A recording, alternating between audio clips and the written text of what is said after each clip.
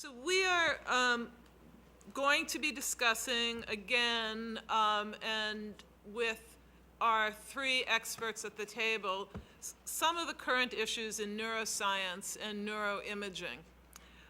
Judy Illes is a professor of neurology and Canada Research Chair in Neuroethics at the University of British Columbia. She also directs the National Core for Neuroethics at UBC and is a faculty member in the Brain Research Center in the Vancouver Coastal Health Research Institute. Dr. Illes is co-founder and executive committee member of the Neuroethics Society and a member of the Dana Alliance for Brain Initiatives. Her research focuses on ethical, legal, social, and policy challenges, specifically at the intersection of the neurosciences and biomedical ethics. Thank you for joining us today, Judy.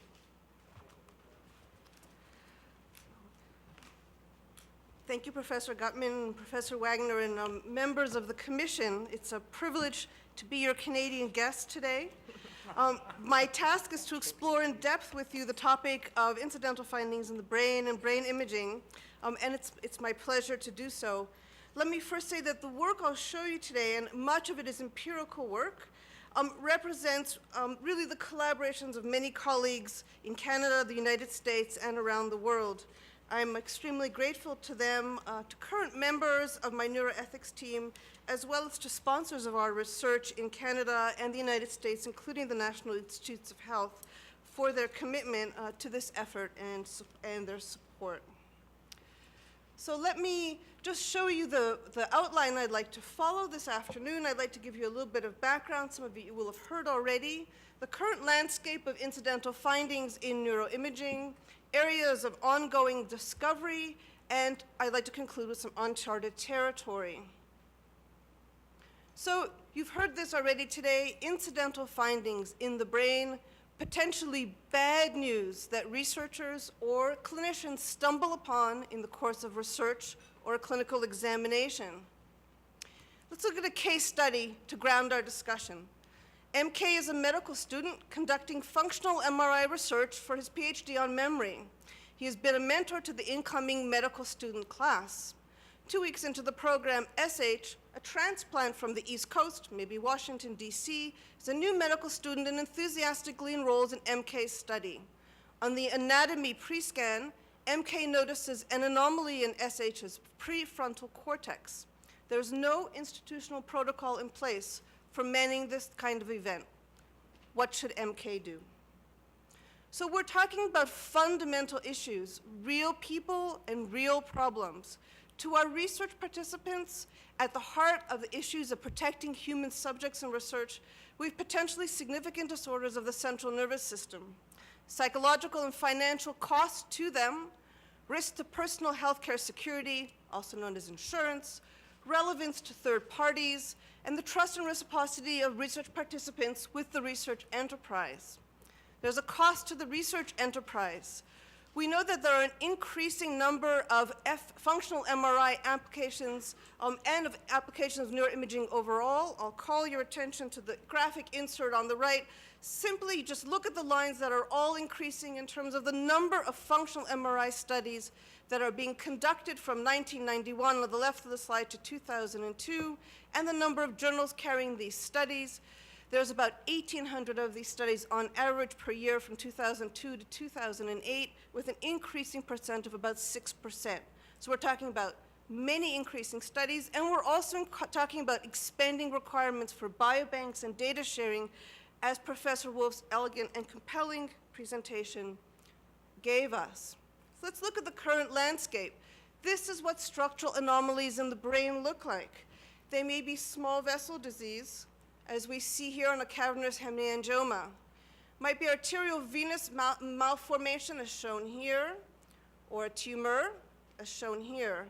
We are less concerned about these kinds of instances when some of us have a flu or a cold and are entered into an MRI study. These are not of enormous concern, unlike these shown on the top of your slide. The frequency is approximately 18 to 20%. In terms of the consensus of what we've seen in retrospective studies of neuroimaging scans in adults and in children, We know from the Dutch literature and elsewhere that they occur, that they're largely vascular and tumors in nature, and they do seem to occur in 1 out of every 5 people scanned. That is some kind of anomaly in the brain.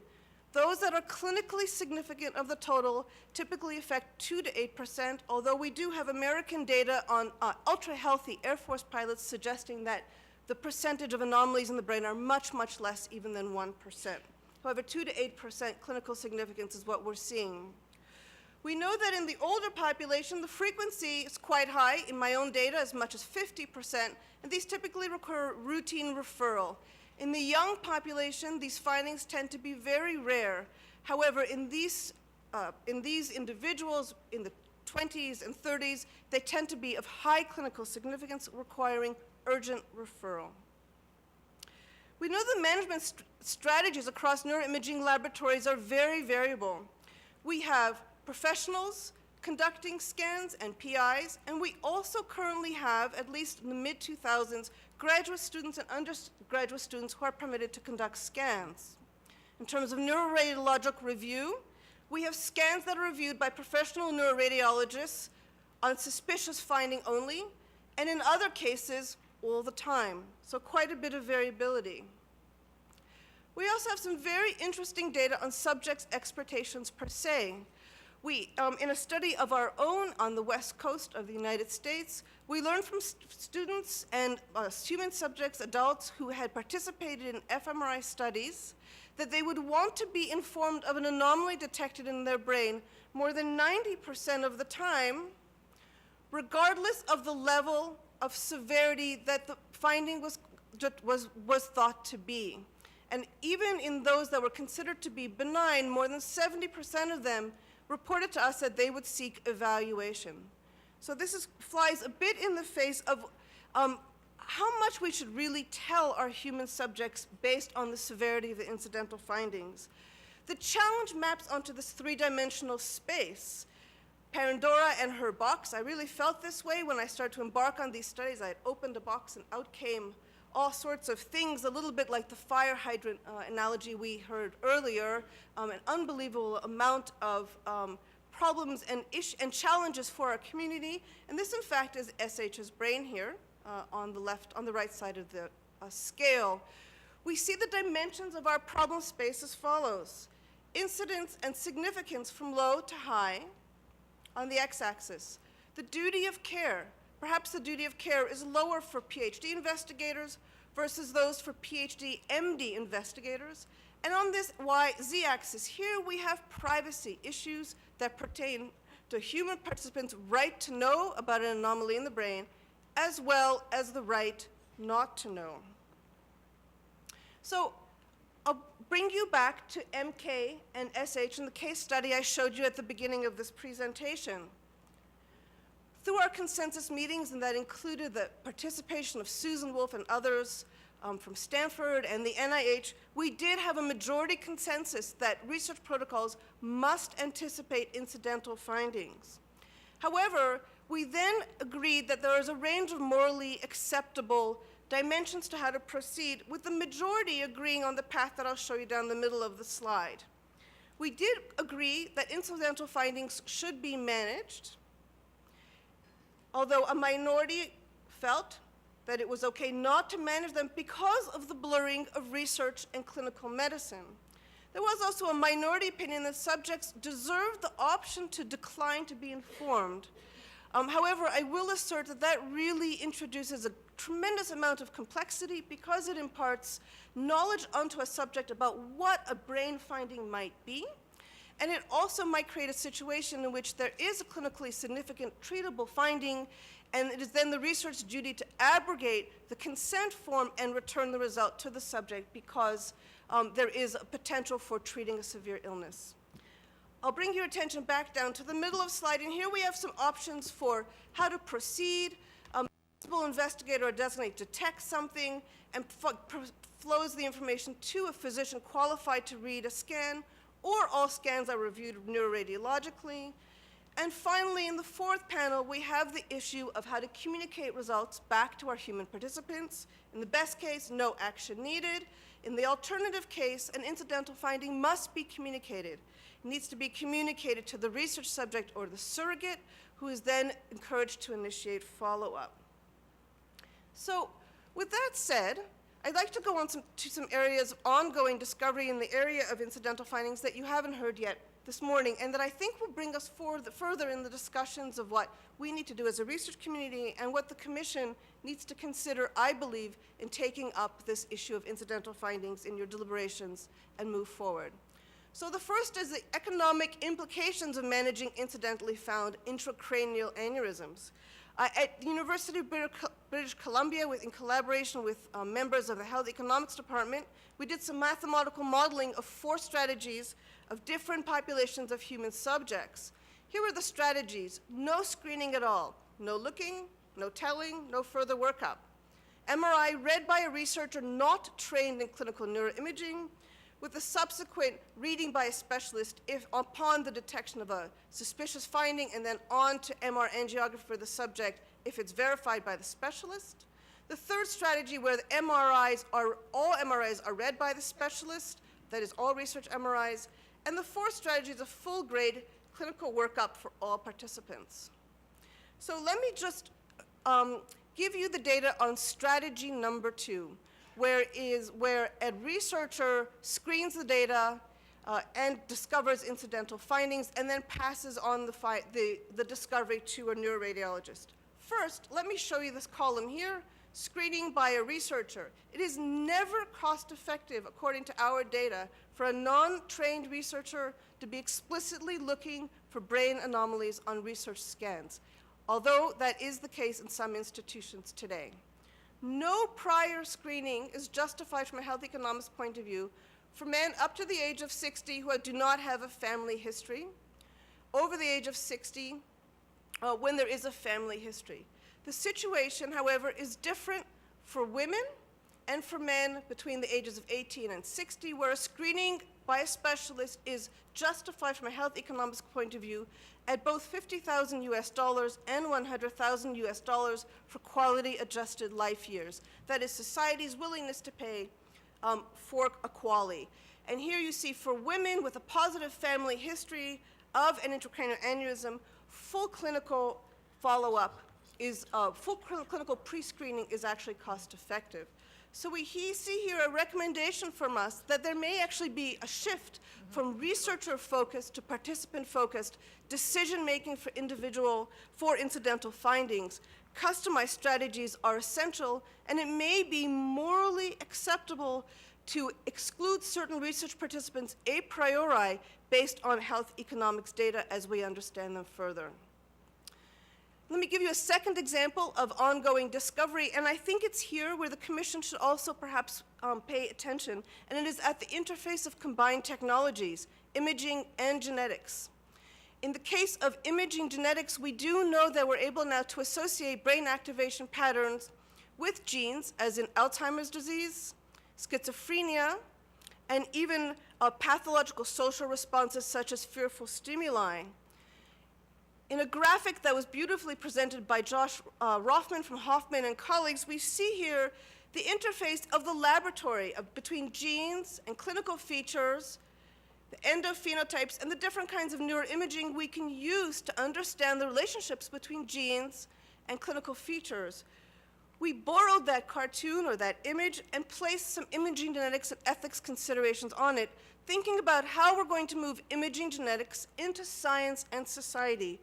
And here our analysis gives us both increased discriminative power afforded by the two technologies together, that is the ability to find more anomalies, more diseases, predict more diseases than either technology individually, and then as well as the combined technology that the two give us. Together, we see their application in all areas of social science and society, differentiation of disease, incidental findings at the heart of our discussions, with a particular attention to the fact that genetic analysis and brain imaging might give us the same or might give us different results. And that's fine. And how we're going to manage those findings is an open question. The third area of open discovery is the brain at rest. Bruce Rosen spoke with us about that. Unlike some of the tasks you've been hearing about for functional MRI earlier today, where individual subjects perform a task, now we're talking about people fully in a resting state, where the resting state default network of the brain may actually be a biomarker for diseases like Alzheimer's disease, schizophrenia, and other disorders of the central nervous system. So, will task-dependent functional MRI or task-independent resting state functional MRI be the first functional frontier for incidental findings? I think that's an open question. If it is resting state fMRI, I think there are some central issues we'll have to think about. There's a current lack of understanding of what the resting state means. The networks, the connectivities are heritable. These data have to be processed offline, and how they'll be anonymized, and then if they exist in the case of biobanks is an open question, and if it is resting state, the implications for findings for the perception of self and social categories will be profound. With that said, my last slide is uncharted territory. Economic analysis beyond aneurysms, incidental findings in children, touched upon but very poorly elaborated, evolving processes for consent, responsibilities for non-clinical for-profit applications for neuroimaging, how we're going to manage incidental findings in cultures in which ownership of health data and consent are actually shared by communities, and finally, evidence-based policies in a changing healthcare climate. Thank you. Very much. Our next speaker is Stephen Morse. He is the Ferdinand Wakeman Hubbell Professor of Law and Professor of Psychology and Law in Psychiatry at the University of Pennsylvania. Dr. Morse is the former co-director of the MacArthur Foundation's Law and Neuroscience Project. He's also a diplomat in forensic psychology of the American Board of Professional Psychology, and many more. But let me just welcome Stephen. We're happy to have you here and look forward to your comments. Thank you very much. It's a pleasure to be here. In 2002, The Economist warned, quote, "Genetics may yet threaten privacy, kill autonomy, make society homogeneous, and gut the concept of human nature. But neuroscience could do all those things first." My message is that nothing we have learned since 2002, despite the immense advances in neuroscience, suggests that this is true or likely to be. And let me say, virtually everything I'm going to have to say from now on about neuroscience applies also to genetics. I think with few exceptions, they can be treated together as potential ethical problems. You already have in your briefing book my 2004 Law and Neuroscience chapter, in which I argue that the new neuroscience raises no new problems for ethics, although it will produce data that will inevitably require new applications. Nothing in the years since publication have changed my views. Others, including my friend and colleague Judy Illes, disagree, but I shall not repeat that argument here. Instead, I wish to focus on criminal responsibility and moral responsibility more generally, because this has been the locus of most of the debate within law and ethics about the implications of the new neuroscience.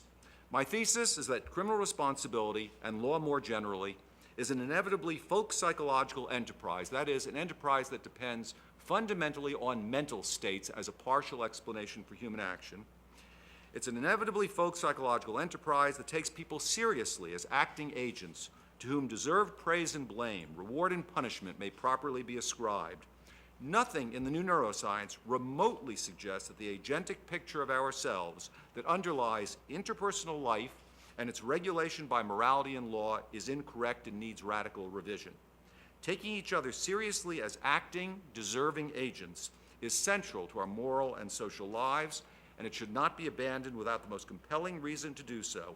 The radical challenge should be firmly resisted. I have a few preliminaries so that I won't be understood.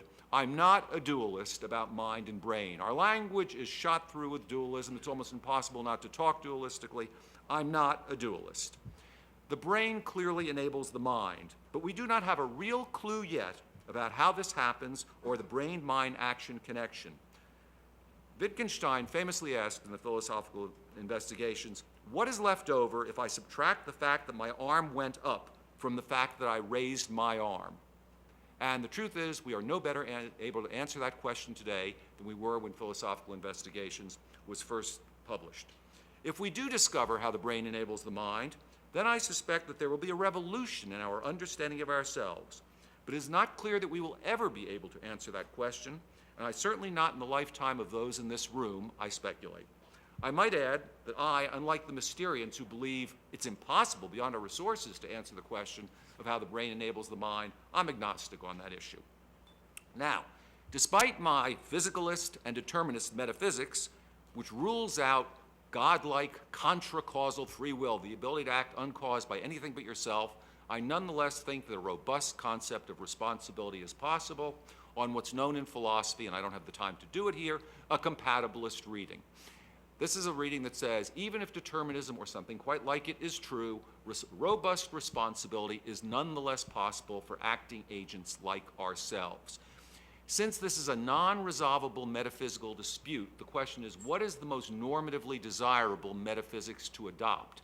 Since compatibilism, which believes in the truth of determinism or something like it, is fully consistent with moral, ethical, and legal theories of responsibility that we endorse, and it's consistent with facts we know about ourselves as human beings, as biological human beings, it is the most normatively desirable metaphysical position to take on the responsibility debate. Now, the real question in putting together either genetics or neuroscience for responsibility is this. Genetics and neuroscience have a completely mechanistic discourse. They are not neurons aren't normative. Neurons don't think, genes don't think, and the like. Law is all about acting human agents, as is morality. They're both guides to human action. They help regulate our interpersonal lives together. The question is, how do you do the translation from this mechanistic discourse, whether in neuroscience or in genetics, to the action discourse of law? And by the way, there is no remote replacement for the action discourse of law and for morality in sight. Could there be tomorrow if something comes out of a laboratory? Sure. But today, nothing in sight. Now, here's why it's an important ethical issue. So much is at stake. Legal cases, legal issues involve people's real acting material lives. Moral evaluation is so crucially important to the way we interpersonally live together. It's crucial that we get it right.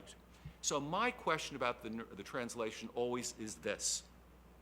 How precisely does the neuroscience evidence or the genetic evidence, how precisely, I want to really underline precisely, how precisely does it help us answer a legal or moral question that we need to have resolved, and it's important to us to resolve? And here I want to draw a distinction between what I call rhetorical relevance and real relevance. There are a lot of people bedazzled by the pictures they see in the newspaper or in the professional journals. They think, oh my goodness, razzle-dazzle, they are, sort of neuro radicals. This is going to be the answer to our question. Well, it's not going to be the answer to our question, because if you actually look, and here's the real relevance point, seldom so far is the translation successful. Seldom so far, in other words, if we really understand the criteria of law and morality in the action language they use, seldom does the neuroscience or genetic evidence really help us resolve these questions. Now again, this is hostage to what will be coming out of the laboratories tomorrow or 10 years or 15 years from now. Science is ever evolving and moving.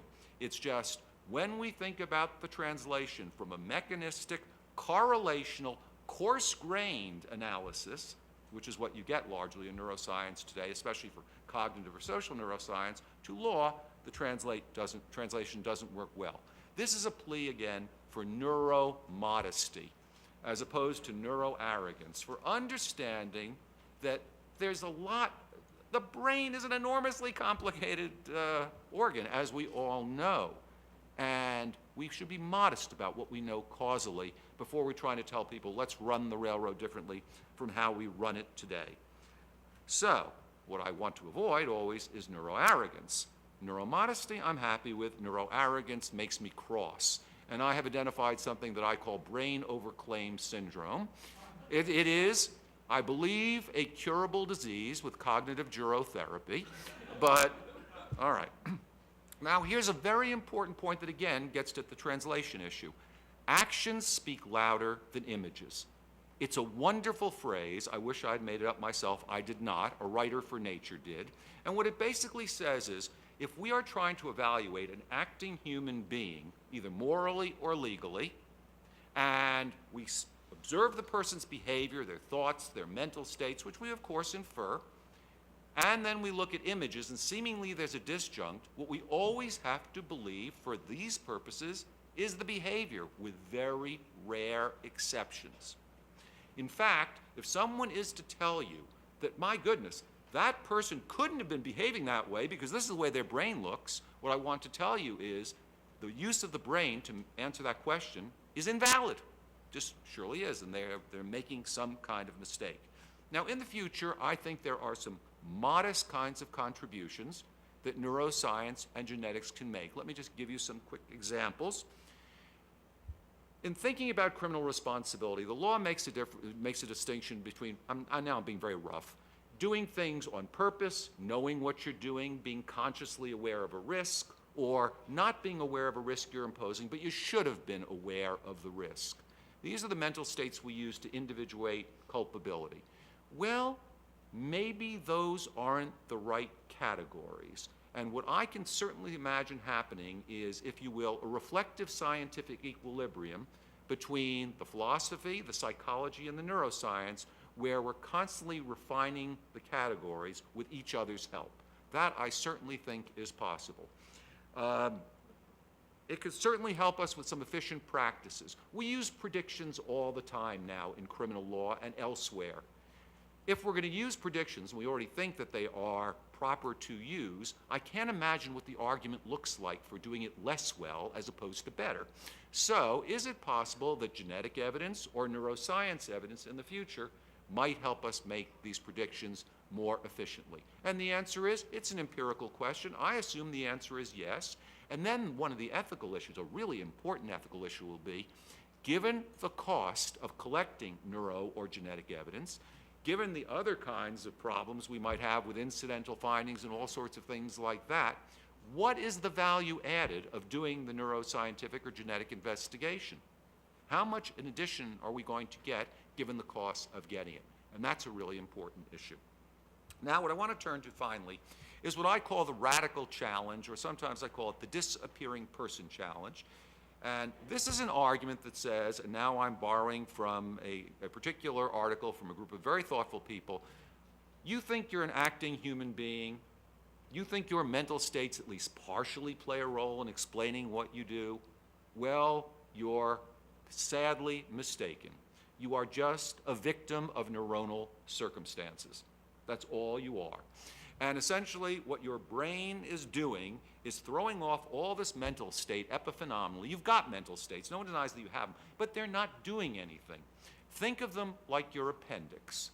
Somehow they're a product of evolutionary development, of natural selection, but for reasons we don't understand very well, they just don't do anything. It's neurons, neurons, neurons, all the way down.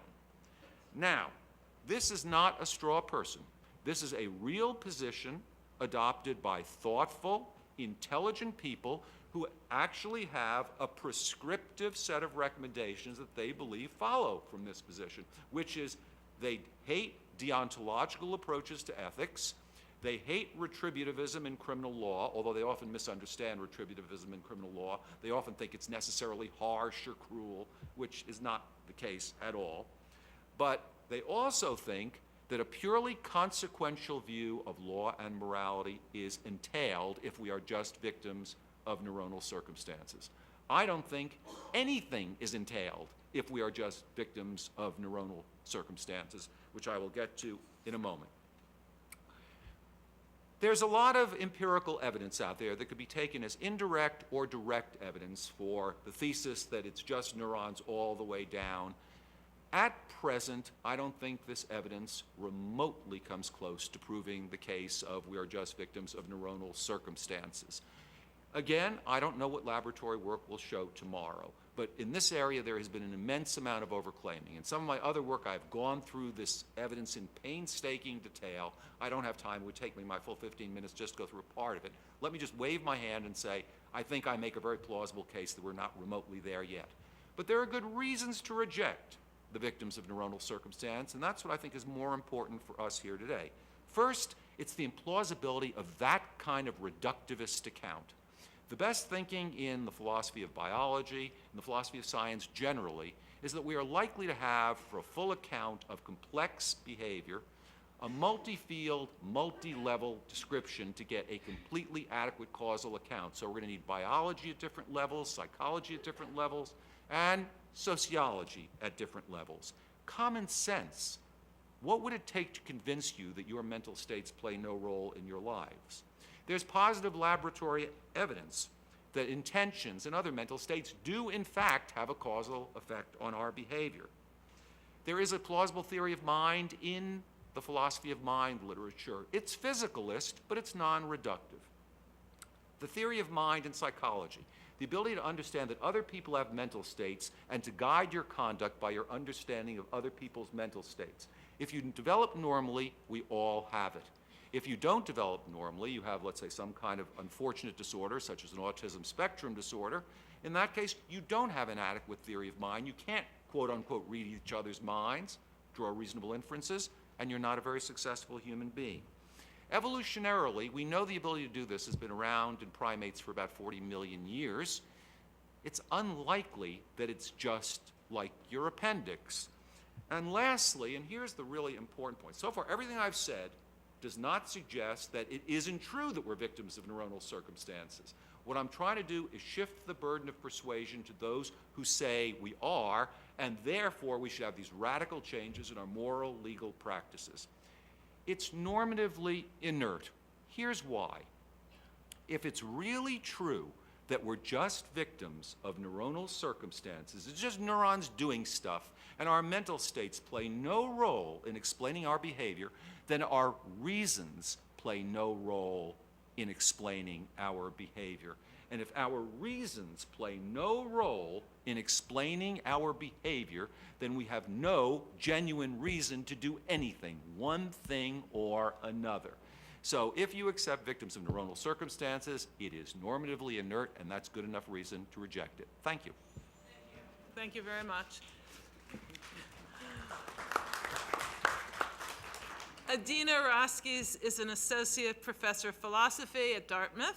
She recently received the Lawrence S. Rockefeller Fellowship at Princeton's University Center for Human Values, and she is a recipient of the William James Prize from the Society of Philosophy and Psychology.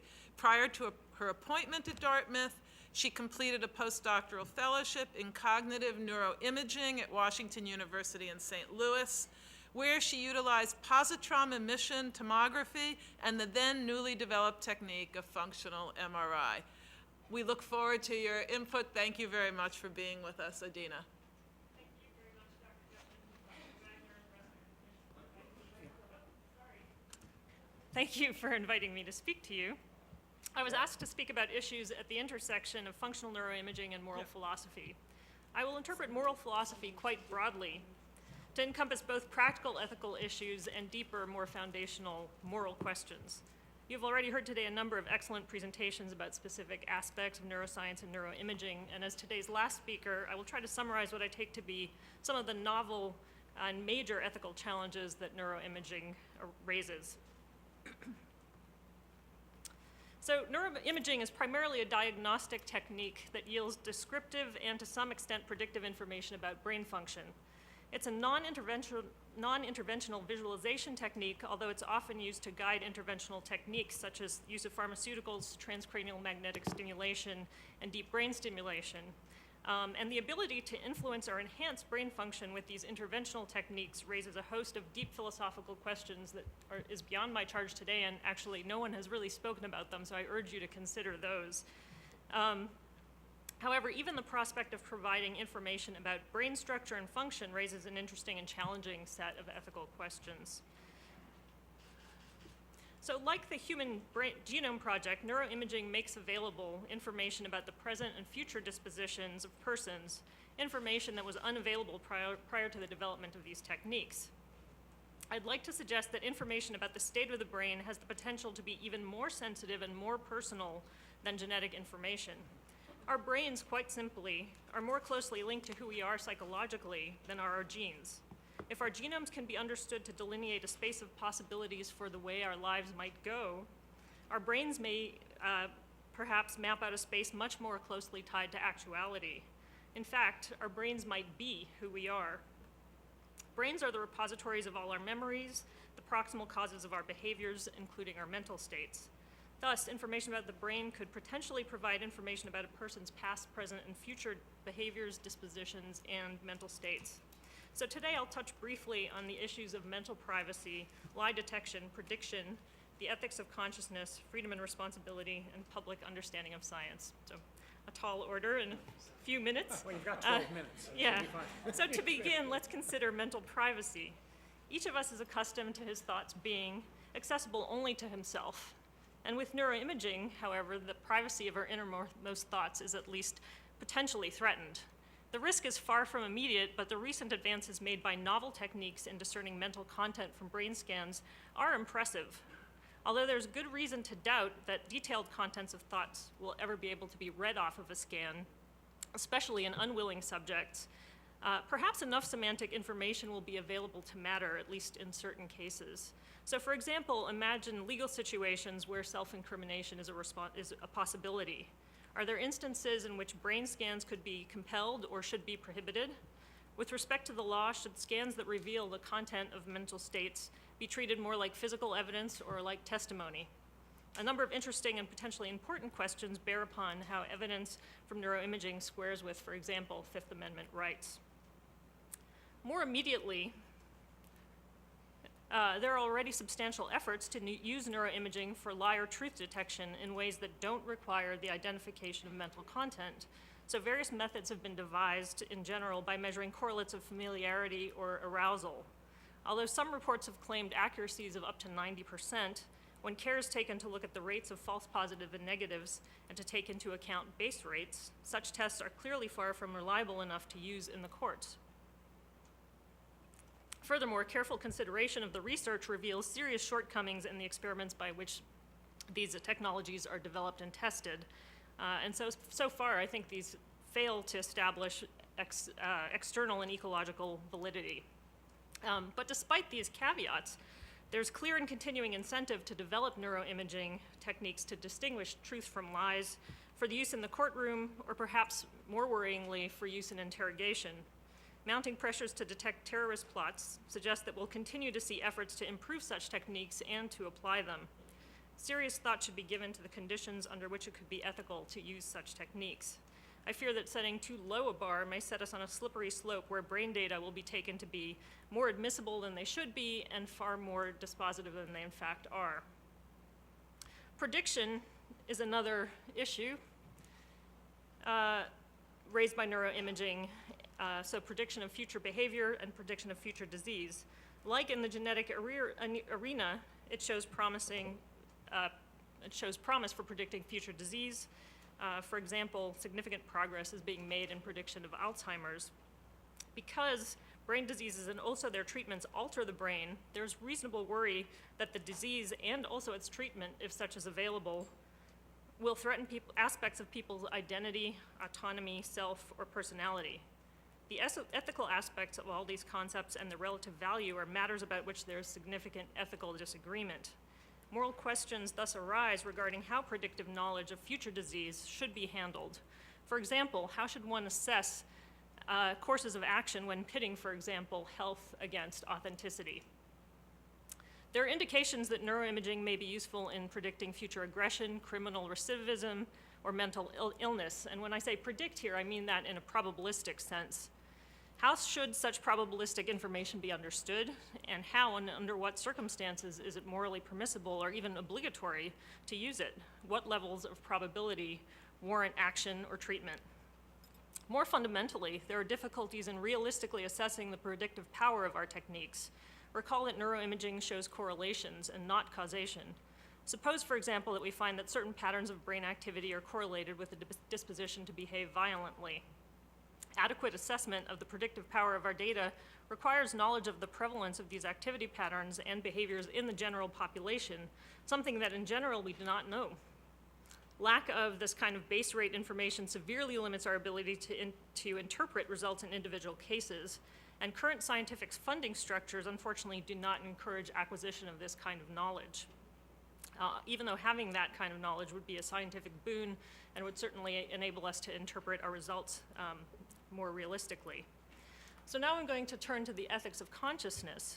Recent breakthroughs in understanding and diagnosing disordered states of consciousness have brought ethical issues about consciousness to the fore. A few years ago, Owen and colleagues showed with neuroimaging that an unresponsive patient in a minimally conscious state was able to comprehend instructions and intentionally use mental imagery as instructed. A more recent study showed that a non-trivial percentage of patients diagnosed to be in a vegetative state can do this as well. So neuroimaging can be used to help diagnose patients with brain injury and appears to have predictive power for regaining function, for their prospects to regain function. Thus, neuroimaging might provide novel and superior ways of diagnosing levels of consciousness and predicting future prospects. Along with such abilities come responsibilities to address the ethical issues that arise. Many ethical questions arise when we recognize the possibility that those that we thought lacked consciousness may in fact have or have the potential for higher brain function. Should all patients with disorders of consciousness undergo such tests? Suppose we can devise paradigms with which to communicate with patients who are overtly unresponsive. Should patients who can communicate be considered competent to make their own life decisions? What if imaging indicates poor prospects for recovery? Neuroimaging can also inform decisions about ongoing care. Evidence about consciousness raises questions about pain and quality of life. Do we have an ethical obligation to provide pain management for those who are unresponsive? In part due to the absence of clear philosophical and scientific understanding of consciousness, these questions are particularly difficult. In addition, we lack an overarching moral theory that enables us to weigh, for example, considerations of autonomy and personhood with various measures of well-being. Moral perspectives that privilege welfare and those that privilege autonomy often serve up conflicting recommendations. The moral frameworks that we bring to bear on these problems will affect subsequent policy. The elephants in the room, of course, are the related issues of free will and responsibility. Briefly, there are two main views of freedom. One on which free will requires an absence of causal determinism, that is typically called libertarianism, not the political sense of the word, and the other which conceives of free will as compatible with determinism, or called compatibilism. I do not believe that neuroimaging will be able to demonstrate that we are free or unfree by showing that we have or lack libertarian free will. But there's certainly a lot of confusion on this issue in the literature. However we look at it, neuroimaging results are bound to put pressure on common sense notions of freedom and its relation to responsibility. So here I'll argue a little bit with Stephen, although I think we're very much on the same page. Neuroimaging allows us to discern mechanisms of cognition, including mechanisms of choice in normal humans. As we understand more about cognition, we understand in more detail the causes of our behaviors and recognize them to be physical. This, in and of itself, worries people. How can we be responsible if we were merely physical mechanisms? Now, as Professor Morse has noted, causation is not compulsion, and nor is it an excusing condition. But one doesn't need to believe those fallacies in order to be bothered by the deliverances of neuroscience. It seems uncontroversial that when agents lack certain capacities, we do not hold them morally responsible for their actions, or at least less responsible for their actions. Neuroscience evidence increasingly suggests that brain differences accompany differences in dispositions, for example, aggressive or psychopathological behavior. And while we can acknowledge that, given a scientific perspective, it would be a shock if it weren't the case, neuroimaging nonetheless raises the important question of which capacities are essential for moral agency and to what extent we should hold people responsible for actions that issue from abnormal brain function. Indeed, it raises the vexing question of what differences are merely normal differences and what differences are those that can function as excusing conditions. A number of philosophers and scientists have suggested, for example, that psychopaths should be exculpated due to the nature of their deficits. There's increasing indication that there are brain deficiencies, or at least brain systematic brain differences in psychopaths, for instance. Others have gestured towards a slippery slope whereby no line between the responsible and the non-responsible can be anything but arbitrarily drawn, and Professor Morse talked about those. So even if we accept a capacity-based view of responsibility, recent results in neuroscience and psychology challenge other aspects of our common sense notions of volition and agency and their relationship to responsibility. One such worry is whether we actually act for the reasons that we think we act for. Again, there are answers to this. I don't believe that no theory of responsibility that respects our best scientific data is impossible to develop, but I venture to say that there's no theory of moral responsibility on offer that adequately responds to current challenges and to those foreseeable in the near future. The "my brain made me do it" defense is clearly a non-starter, but a better theoretical basis will need to be developed to deal with the hard cases. One final important issue for the Commission to address is the public misunderstanding of data from neuroscience and brain imaging. So I'm very much in line with Dr. Perrins with this. The public seems to privilege neuroscience data over behavioral and psychological data because it is hard science. What people fail to grasp is the extent to which the very interpretation of neuroscience data is grounded on behavioral bedrock. Moreover, as with genetics, there's a deep misunderstanding of biological determinism. People often fail to understand that information about a genome or brain is merely one piece of information in an exquisitely complex and dynamic system. Not appreciating the many levels of plasticity in the brain may lead to poor inferences about future potential and about responsibility. There is also a mistaken tendency to view differences as evidence of dysfunction. And finally, the lack of basic understanding about the brain and of neuroimaging methods leads to mistaken beliefs about the implications of neuroimaging data. For example, people fail to realize that it's often impossible to draw inferences about individuals on the basis of current science. These problems in understanding are endemic and difficult to manage because neuroimaging is an increasingly complex technology in an increasingly scientifically illiterate society. A concerted effort to educate the public and encourage the media to report science responsibly strikes me as an exceptionally important policy recommendation. In sum, there are a number of philosophical questions that beg for immediate treatment. Can we develop a viable theory of moral responsibility that comports with our best science? What do we owe to persons with different degrees of disordered consciousness? How should we understand probabilistic predictive data, and what are the permissible uses of it? How should we approach issues of mental privacy? On the policy side, a better public understanding and encouraging the pursuit of information that enables us to best interpret neuroimaging information strike me as important goals. Thank you very much. Thank you, and I want to thank all three of our panelists for really stimulating. And we have time for questions. If there's anybody in the audience who would like to ask a question, just raise your hand and I'll recognize you. Right there, and then I will see if we have.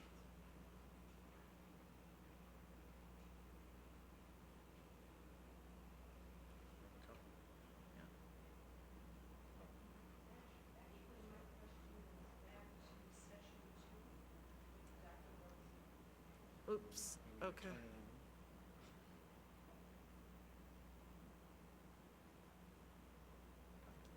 My question goes back to Dr. Rosen from session 2 this morning. He mentioned that we are still a few years away from covert brain imaging. But in 2009, early 2009, CNN reported that they were using remote neuromonitoring in the war on terror. Perhaps you can explain the difference, and is it possible that the Defense Department has moved past the medical community for neuroimaging capabilities? Thank you. Does anybody, if you want to answer it. Okay, go ahead.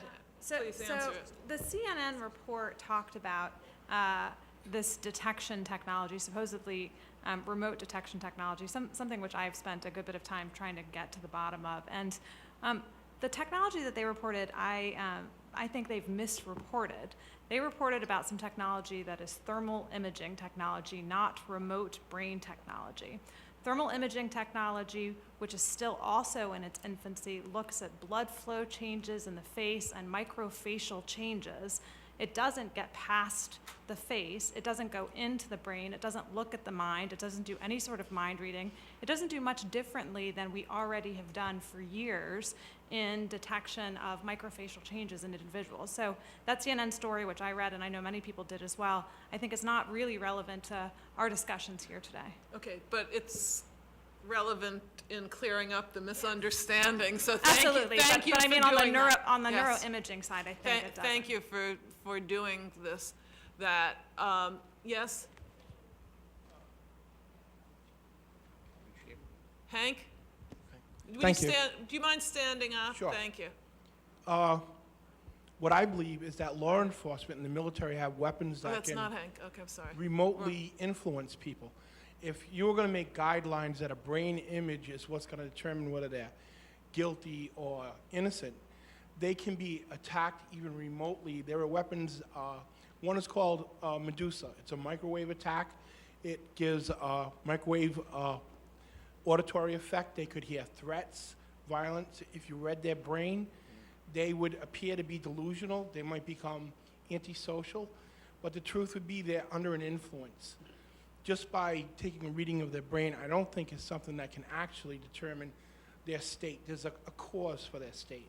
Unless that's understood, I don't think this will work. I'd like to ask your opinion about it. Does anyone have a response to that? No? Other questions from the, do the commission members have any questions? Martha? She has a response, maybe. Martha has either a response or a question, so Martha. We need a would- microphone. Microphone. Okay, a question. It goes mainly to Stephen and Adina, Okay. although perhaps Judy will weigh in as well. And it has to do with two kinds of claims that could be viewed as neuroarrogant. One kind of claim that I am definitely willing to join Stephen and say that is neuroarrogance, in fact, it's neurosilliness, is the idea that once we really understand how the brain makes behavior happen, the notion of personal responsibility, of moral agency, of acting for reasons will be undermined. But in this session and the earlier sessions, we were kind of moving back and forth between that claim and I think a much less bold claim, which is that, and I guess I want to know, do these panelists think that the following claim is neuroarrogant? That brain imaging has already begun to give us an unprecedented ability in terms of just predictive power to understand a range of human behaviors and predict a range of human behaviors, not just in the medical realm, but in economics, business, marketing, education, learning, lying, and all the rest. Like Stephen, do you want to tar us all with the neuroarrogance brush, or just the people who are undermining the notion of moral responsibility? So let me just repeat the question, because I think it's an important question to answer, and it sounds, as I've heard it, as an empirical question. Is it the case that brain imaging has begun to give us an unprecedented ability to understand and predict a wide range of human behavior? And I would just add, as we answer it, if you answered in the affirmative, it would be very helpful for the commission to know the behavior that brain imaging is enabling us to understand and predict in an unprecedented way. Yes. Well, understanding and predicting are two very different kinds of questions. Understanding suggests we Yes. have some sort of causal understanding of what's going on, and there I would suggest we have a much less ability. In terms of prediction, we already have all sorts of behavioral measures for predicting in a wide range of fields, economics to marketing and the like. And one of the questions is, how much value added or how much additional marginal predictive accuracy does the brain imaging produce, and especially given its cost? That's an empirical question I'm willing to look at case by case, and I just think we would need to decide that case by case. My guess is, given the cost of getting it, given how good our behavioral techniques are, and given that behavior is still the gold standard, I mean, neuroscientists don't go on fishing expeditions. They already have a targeted, well-addressed, well-characterized behavior. They want to predict better or understand better. Then the question is, case by case, how much better do we do with the neuroimaging? And that's, I think, an open question. And I don't think it's a bold claim to say we might, in some cases, do it better. Let's just see the evidence case by case. Yes, Adina. So I think that there are cases where we clearly can predict things that we couldn't otherwise predict. Can you give us an example? Well, there are some examples in the neuroimaging literature where you can, for instance, predict just better than chance whether somebody is going to add or subtract some numbers. I think that without neuroimaging, we didn't have any way of weighing in on those things.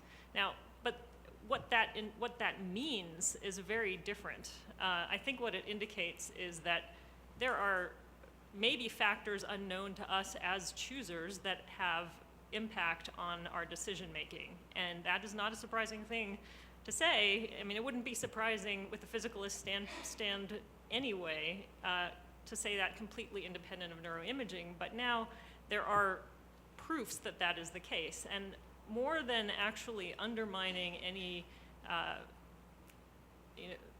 by evidence, undermining any theory of responsibility that people might have, I think that what imaging does is call their attention to tensions in their folk psychological understanding. Their folk psychology, I think, implicitly has a sort of dualist bent to it. And I think all brain sciences move people away from that kind of view or put pressure on that view, which I think requires them to rethink things. And while I don't think that imaging can unseat our notions of responsibility or agency, I think it might change them.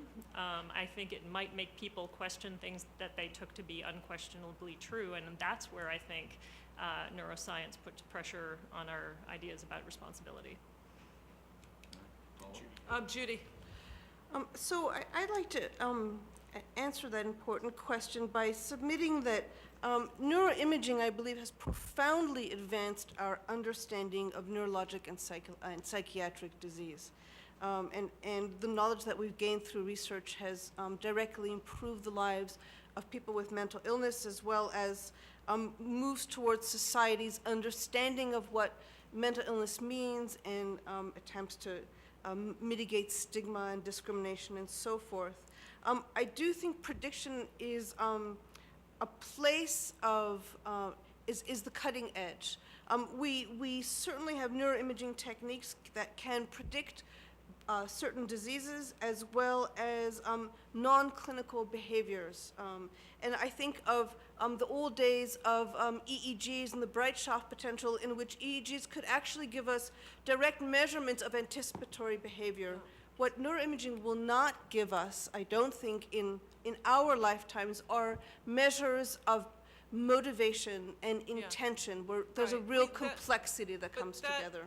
What is striking about the answer, because I repeated Martha's question about understanding, put that aside, predicting a wide range of behavior, is how fuzzy the answer is to that. Whereas if you ask that question about, if you ask a different question of to what extent can genetics now tell us what the increase or decrease in the probabilities are of certain diseases, we get a very specific answers to that, based on the mutations or not of different genes. So there is, and this is just the development. I mean, as I think you all have agreed, it varies with the development of the science. So the science is not sufficiently developed, and I'm putting out a hypothesis here for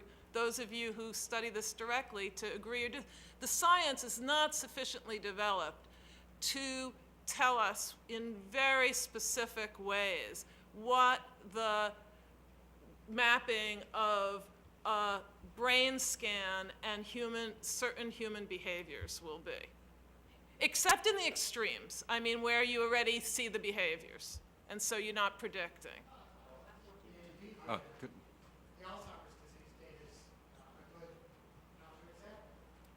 Like the Alzheimer's disease data, when you're PID positive, it's much more predictive of your likelihood to convert Good. to Alzheimer's, even when you're cognitively normal. Good, good. And there's increasing data that the same is going to be true in, say, schizophrenia and in autism. I'm not saying it's not going to be true. You've given a good example where So that's- Alzheimer's it's- it is true. Well, and That's good.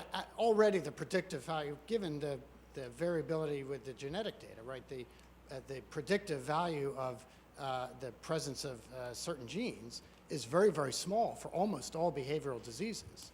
You know, Huntington's disease is a great example. You know, it's yes or no, but there's no gene for schizophrenia, autism, et cetera, though these are highly Good. genetically Good. predetermined diseases where the propensity is any greater than a few percent.